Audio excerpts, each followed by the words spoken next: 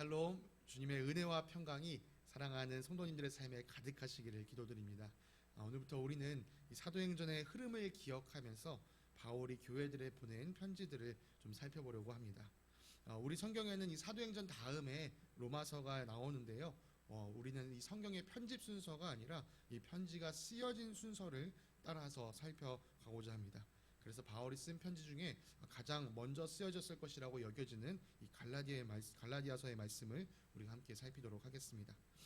이 갈라디아서는요, 이 로마서 더불어 이 종교개혁 당시에 이 종교개혁자들에게 아주 사랑을 받았던 책입니다. 갈라디아서는 로마서와 비슷한 내용을 담고 있으면서도 그 분량이 상대적으로 적기 때문에 사람들에게는 이 작은 로마서라고 불리기도 했습니다.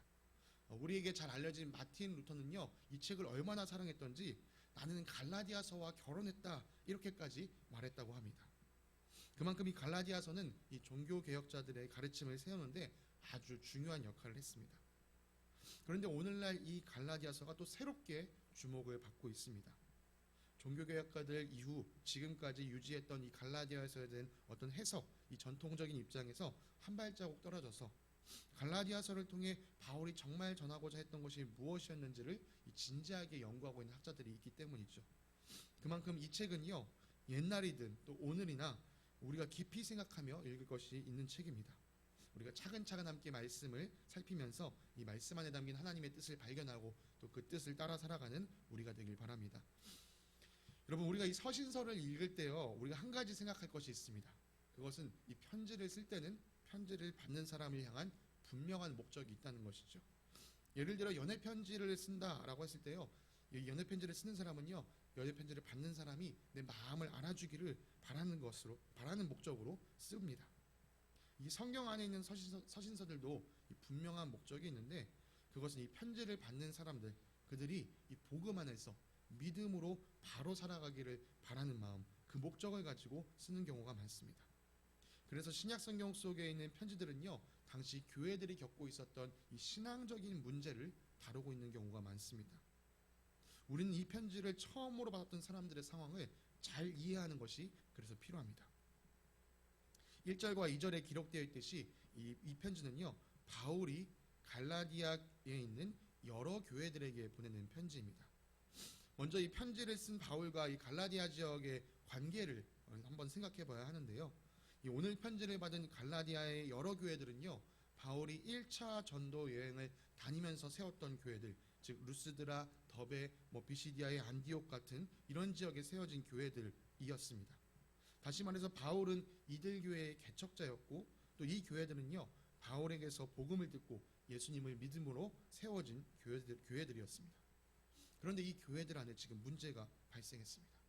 그래서 개척자 바울이요, 이 자식과도 같이 여기는 교회들에게 복음 안에 바로 세워져야 합니다 라는 마음으로 편지를 쓰고 있습니다.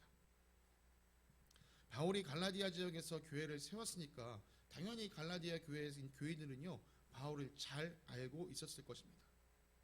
근데 그렇게 생각해 보면요, 바울이 자신에 대하여, 특별히 자신의 사도권에 대하여 1절에서 장황하게 설명하는 것이 조금은 어색해 보입니다. 그냥 나 사도 바울은 이렇게 한마디로 정리해도 될 것 같은데, 바울은 자신이 사람이 아닌 예수님과 하나님에 의해 사도로 임명받았다는 사실을요, 1절에서부터 디테일하게 설명하고 있습니다. 이런 내용은 우리가 함께 읽은 이 1장 후반부에서도 강조되고 있습니다. 왜 바울은 이런 사실을 이렇게 설명해야 했을까? 이 자세한 이야기를 우리가 뒤에서 함께 좀 살펴보도록 하겠습니다. 바울은 이 편지를 보내는 사람 자신과 그것을 받는 이 갈라디아 교회를 밝히고서는요, 편지를 받은 갈라디아 교회에 하나님과 예수님으로부터 임하는 은혜와 평강이 있기를 빕니다. 이와 같은 표현은 이 바울의 편지에 자주 등장하는 표현인데요, 저는 이 바울의 인사법을 참 좋아합니다.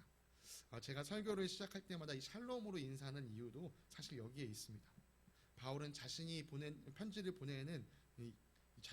편지를 통해서 교회가 하나님의 은혜와 평강을 누리기를 바랬습니다. 저 역시도 이 말씀을 나눌 때 이 사랑하는 성도님들께서 주님의 평강을 누리기를 바라는 마음으로 항상 그렇게 인사를 드리고 있습니다. 이 간절한 마음이 담긴 인사를 뒤이어서 이 4절과 5절은 은혜와 평강을 베푸시는 하나님과 예수님에 관한 이야기로 전해집니다. 우리 한글 번역은 잘 드러나지 않지만요. 사실 이 원문으로 읽어보면 이 3절부터 5절까지는요. 한 호흡으로 읽도록 쓰여진 문장입니다. 3절의 마지막은 원문에서는요. 3절의 마지막이 예수 그리스도로 끝나고요. 4절은 그 예수 그리스도는 이렇게 시작을 합니다. 4절은 예수님에 대해서 이야기하는데 바울은 예수님이 바로 하나님의 뜻을 따라서 우리를 악한 세대에서 건져주시려고 우리 죄를 대속하기 위해 자기 몸을 바치신 분이다 라고 이야기합니다. 여러분, 이것이 복음의 핵심입니다. 바울이 전하고 가르쳤던 것도 바로 이것이었습니다. 예수님께서 하나님 뜻대로 우리를 위해 죽으셨다. 하나님께서 우리 죄를 위해서 그렇게 하셔야 할 이유가 있었을까요? 예수님께서 우리를 위해 자신의 몸을 바치실 이유가 있었을까요? 하나님 입장에서, 예수님 입장에서는 그럴 이유가 전혀 없습니다. 그러나 예수님은 그렇게 하셨습니다. 여러분, 이런 것이 바로 은혜입니다. 그래서 우리는요, 이 복음은 곧 하나님의 은혜를 전하는 소식이다라고 할 수 있습니다. 이어지는 5절은요, 바로 이 앞에 있었던 4절을 다시 한번 받아서 갑니다. 헬라어 원문에는요, 이 4절의 끝이요, 바로 하나님 우리 아버지 이렇게 끝이 나는데요. 이 5절은 그 아버지께 영광이 무궁하기를 이렇게 이어지는 것이죠. 우리 또한 이 찬양을 올려드려야 할 줄 믿습니다. 우리에게 무한한 은혜를 베푸신 하나님께 영광이 영원무궁하도록 간절히 우리는 빌어야 합니다. 이 5절까지를 살펴보면요, 갈라디아서의 시작은요, 다른 서신서들과 매우 비슷합니다. 그런데 6절부터요, 소위 요즘 사람들이 말하는 이 급발진이 시작됩니다. 다른 대부분의 서신들은 바울이 인사를 마치고 나면 그 편지를 받는 교회의 칭찬거리를 찾아서 하나님께 감사를 올려드리곤 했습니다. 그런데 이 갈라디아서는요, 이 인사를 마치자마자 갈라디아 교회가 맞이하고 있는 그 문제를 바로 지적하고 있습니다. 즉 바울은요, 이 갈라디아 지역에서 일어났던 일들을, 이 문제를요, 매우 시급하고 매우 심각한 일로 받아들이고 있는 것이죠. 바울은 그들이 은혜로 부름을 받아놓고 이제 와서 다른 복음을 받아들였다라고 책망합니다. 그런데 다른 복음이 있을까요? 그렇지 않습니다. 7절에서 바울이 말하듯이 다른 복음이라는 것은 사실 없습니다. 복음은 하나입니다. 4절의 고백처럼 우리의 구원은 오직 하나님의 뜻대로 예수님을 통하여 은혜로 임한 것입니다. 즉 주님의 은혜가 아니었다면 우리에게는 구원이 임할 수 없습니다. 따라서 우리는요, 이 구원을 받기 위해 전적으로 주님의 은혜를 의지해야 합니다. 이것이 바로 복음의 내용이죠. 그런데 갈라디아 지역 교회들에는요, 이 구원을 받기 위해 은혜와 더불어 다른 것이 필요하다라는 거짓이 들어오기 시작했습니다. 그리고 교인들은요, 그것을 빠르게 받아들였습니다. 그래서 바울은 이런 거짓을 전하는 자들을 아주 매섭게 경계했습니다. 바울은 어떻게 얘기하냐면요, 만약 천사가 와서 그런 말을 한다고 하더라도 복음이 아닌 다른 것을 복음이라고 말한다면 저주를 받아야 한다. 만약 우리가 다시 그 지역에 갔을 때 복음이 아닌 다른 것을 말하면서 복음이라 얘기하면 우리조차도 저주를 받는 게 마땅하다. 이렇게 아주 단호하게 이야기했습니다. 그만큼 바울은 자신이 처음 전했던, 이 갈라디아에서 처음 전했던 그 복음, 그 사실 하나만으로 충분하다라는 것을 강하게 이야기하고 있는 것이죠. 그러면서 바울은 이렇게 이야기합니다. 내가 여러분에게 전한 복음은 사람에게서 비롯된 것, 사람에게서 배운 것이 아니라 예수 그리스도의 나타나심으로 내가 직접 받은 것입니다.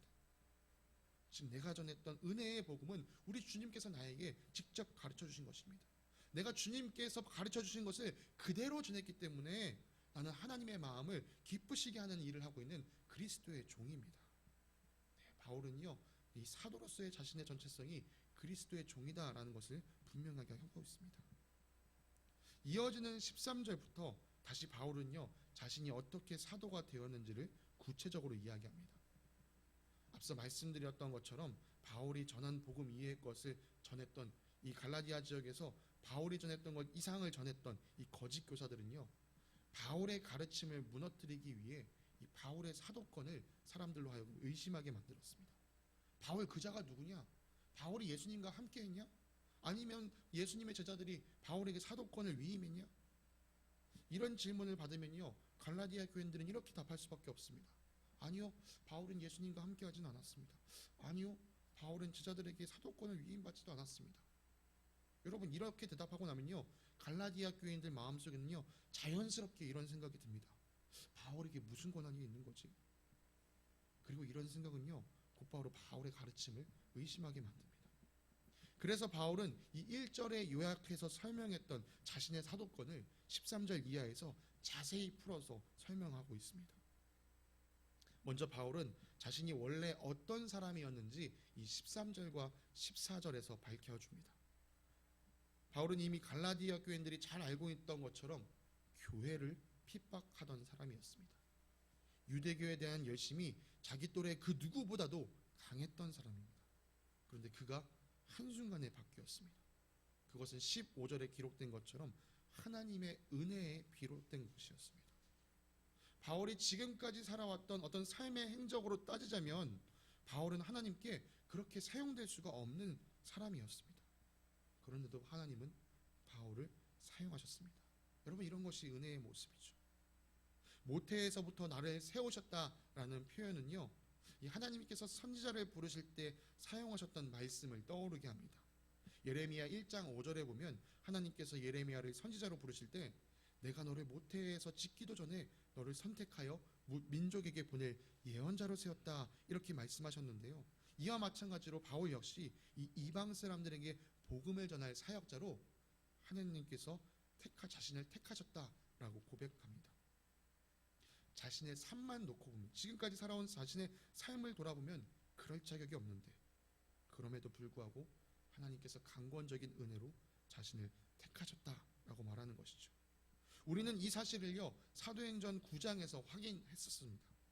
예수님께서 다마스쿠스에 있는 아나니아에게 너가 사울을 찾아가서, 즉 바울을 찾아가서 그의 눈먼 것을 고쳐주라고 예수님께서 그에게 말씀하셨을 때 아나니아는 결사반대했습니다. 그때 예수님께서요, 아나니아에게 이렇게 말씀하셨습니다. 가거라, 그는 내 이름을 이방 사람들과 임금들과 이스라엘 자손들 앞에 가지고 갈 내가 택한 내 그릇이다. 사도행전 22장에서 바울이요, 사람들 앞에서 자신이 어떻게 사도가 되었는지를 설명할 때도요, 바울은 이렇게 사람들 앞에 고백했습니다. 주님께서 자신을 부르셨을 때 주님은 이렇게 말씀하셨다, 이렇게 말했죠. 가라, 내가 너를 멀리 이방 사람들에게로 보내겠다. 네, 바울이 이방 사람들에게 보내기 위해 택하여진 것은요, 바울 본인뿐만 아니라 이 또 아나니아라는 사람을 통해서도 확증된 사실입니다. 바울은 자신의 사명이 무엇인지를 확인하고 자신의 사명이 무엇인지 다시 확인하기 위해서 다른 사람들을 의지하지 않았습니다. 특히 바울은 이 자신의 사명을 확인하는 일에 이 먼저 사도가 된 예루살렘에 있는 제자들을 의지하지 않았습니다. 16과 17절에 따르면 그는 이 사명을 받고 바로 아라비아로 갔다가 다시 다마스쿠스로 돌아왔다라고 합니다. 자신이 주님으로부터 받은 이 사명이 분명했기 때문에 바울은 다른 사람의 확인이 필요하지 않았던 것이죠. 그래서 그는요, 이 사도행전 9장에 기록됐던 것처럼 예루살렘으로 가기 전부터 이 다마스쿠스에서 예수님을 전하는 사역을 곧바로 시작했습니다. 그리고 회심하고 3년이 지나서야 드디어 이 예루살렘을 찾아가 먼저 사도가 됐던 베드로를 만났습니다. 오늘 읽은 갈라디아서 1장 18절부터 20절까지는요, 바울이 자기가 회심하고 이 처음 예루살렘을 방문했을 때 그곳에서의 만남이 매우 제한적이었다라고 이야기합니다. 바울은 그곳에서 베드로와 또 예수님의 동생 야고보만을 만났을 뿐이고 그 기간도 겨우 보름 정도였다라고 말합니다. 그리고 그는 다시 이 시리아 그리고 자신의 고향이 있는 길리기아 지방으로 돌아왔습니다. 바울은 자신이 말하는 이 사실이 진짜다라는 것을 강하게 확증하기 위해서요, 20절의 표현처럼 이 말이 사실이다는 것을 맹세까지 하고 있습니다. 바울이 도대체 무엇 때문에 이렇게 맹세까지 하면서 강하게 얘기했을까요? 그것은 자신의 사도권이 이 예루살렘의 제자들에 의한 것이 아니라 주님으로부터 받은 것임을 강조하기 위함이었습니다. 바울은 자신이 유대 지역 그리스도인에게는요, 얼굴을 서로 알 정도로 친밀하게 알려져 있지 않았다라고 이야기합니다. 그들과 함께 교제할 시간이 없었기 때문이죠. 그래서 유대 지역 그리스도인들은요, 교회를 핍박하던 바울이 이제는 자신들과 함께 복음을 전하는 자가 되었다, 그 소식을 듣고 하나님께 영광을 돌렸을 뿐이다라고 이야기합니다. 우리가 내일부터 살펴볼 이 이어지는 2장의 전반부까지는요, 바울이 자신의 이 자전적인 이야기를 하면서 자신이 전하고자 하는 이야기의 내용을, 그 밑바탕을 차근차근 쌓아갑니다. 어떻게 보면 1장과 2장은 전반부까지 이 자신의 이야기를 하면서 천천히 이야기를 풀어가는 바울은요, 이 서두에 자신이 하고자 하는 그 요지를 분명하게 기록했습니다. 그것은 바로 다른 복음이 없다는 것입니다. 갈라디아 지역의 교회들이 위기에 빠졌다는 소식을 들은 바울은요, 이 급박한 마음으로 이 갈라디아서를 썼습니다. 그것이 1장에서 고스란히 느껴집니다. 바울이 그렇게 급한 마음을 가졌던 것은 이 거짓된 가르침이 그들에게 심어놓은 이 복음의 뿌리를 흔들어 놓았기 때문입니다. 여러분, 그만큼 복음이 무엇인지 바로 아는 것이요, 우리 신앙인들에게는 너무나도 중요합니다. 복음이 무엇인지 아는 것에서 흔들리면요, 우리의 모든 것이 흔들리게 됩니다. 오늘 1장을 통해서 우리도 다시금 이 복음이 무엇인지를 상기하게 됩니다. 여러분, 허락하신다면 각자 계신 자리에서 오늘 갈라디아서 1장 4절의 말씀을 다시 함께 읽으면서 그 말씀을 우리 마음판에 새기도록 하겠습니다. 여러분, 가지고 계신 성경 갈라디아서 1장 4절을 함께 펴시고 우리가 그 말씀을 다시 한번 읽으며 우리 마음판에 새기는 시간을 갖겠습니다. 함께 읽겠습니다. 예수 그리스도께서는 하나님 우리 아버지의 뜻을 따라 우리를 이 악한 세대에서 건져주시려고 우리의 죄를 대속하기 위하여 자기 몸을 바치셨습니다. 아멘. 여러분, 이것이 복음입니다. 우리의 죄를 대속하는 것은 예수 그리스도의 죽음, 그 죽음을 통해 드러난 하나님의 은혜입니다. 이 은혜를 의지하며 살아가는 우리가 되길 간절히 소망합니다. 여러분, 받은 은혜에 감사하며 은혜의 합당을 사는 우리가 되기를 간절히 원합니다. 그것이 복음을 진정으로 믿고 받아들인 이 신앙인의 모습입니다. 사랑하는 겨자씨 교인들의 삶이 이 참된 신앙인의 삶, 주님의 은혜를 기억하고 주님의 은혜만을 의지하며 그 은혜에 합당한 이 신앙인의 삶을 사는 오늘 하루가 되기를 간절히 소망합니다. 오늘 말씀을 기억하시면서 함께 부르실 찬송은 찬송가 303장 날 위하여 십자가의 1절과 3절입니다. 찬송가 303장 날 위하여 십자가의 우리 1절과 3절을 부르시면서 우리를 위해 날 위해 십자가에 오르신 그 예수님, 그 사랑과 은혜를 기억하는 시간 되기 원합니다. 찬송가 303장 1절과 3절 함께 부르겠습니다. 날 위하여 십자가에 중한 고통 받으사 대신 죽은 주 예수의 사랑하신 은혜여 보배로운 피를 흘려 영영 죽을 죄에서 구속함을 받은 우리 어찌 찬양 안 할까. 이 세상의 모진 풍파 쉬지 않고 불어도 주님 안에 보호받는 우리 마음 편하다. 늘 깨어서 기도하고 저 천국을 바라며 주님만을 기다리니 어찌 찬양 안 할까. 사랑과 은혜의 하나님 감사합니다. 하나님 아버지의 선하시고 인자하신 뜻을 따라 예수님께서 친히 십자가를 지심으로 죄로 인하여 죽을 수밖에 없는 우리에게 살 길을 열어주심에 감사드립니다. 아버지, 복음의 참 기쁨을 누리면서 받은 은혜에 감사하는 저희들 되게 하옵시고 또한 받은 은혜에 합당한 삶을 살아가는 저희들이 되도록 이끌어 주시옵소서. 우리에게 그럴 힘을 주실, 그런 능력과 지혜를 주실 주님께 감사드리며 거룩하신 예수 그리스도의 이름으로 기도드립니다. 아멘.